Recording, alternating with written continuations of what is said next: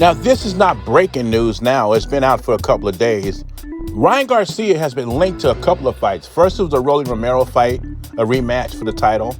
And then it was the Jake Paul fight, which Oscar dismissed those rumors real quick.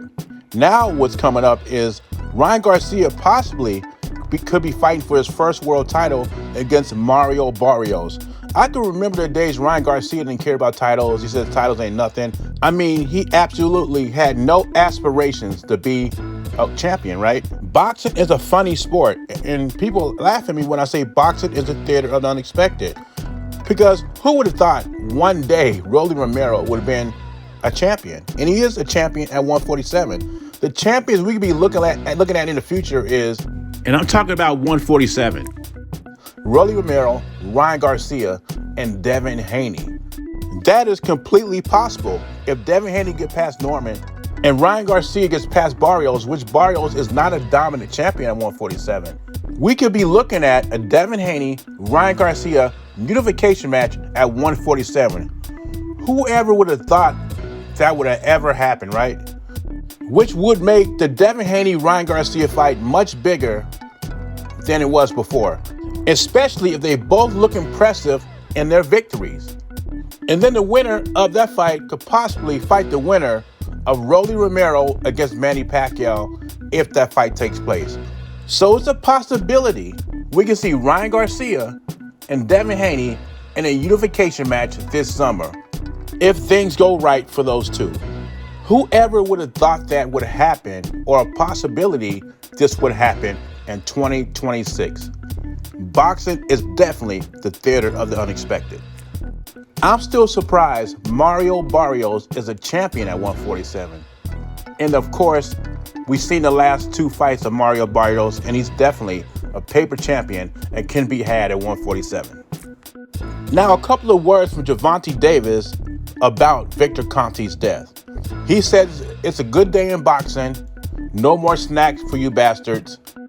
So it looks like Gervonta Davis is happy Victor Conte is unalive. I never would thought I would hear that from anybody from somebody's death, but Gervonta Davis is a different animal, right? Gervonta Davis likely out for the Jake Paul fight. What's next? Now, from what I'm hearing, I don't know if it's true or not, but they said Gervonta Davis is no longer fighting Jake Paul in November, and Jake Paul is trying to find another opponent. And the more details I read about this case, it's not looking good for Gervonta Davis, but who knows?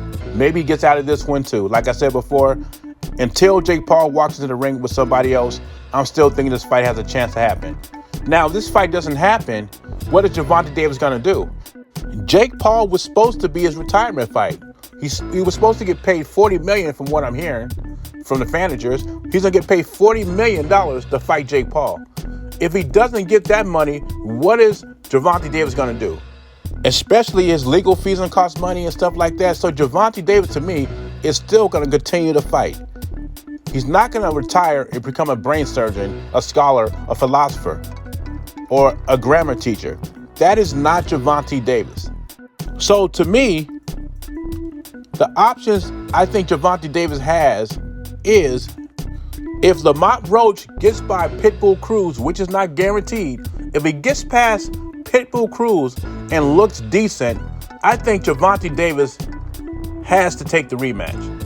It's either him or a Manny Pacquiao. Pacquiao's still out there, or his number one contender, Floyd Schofield.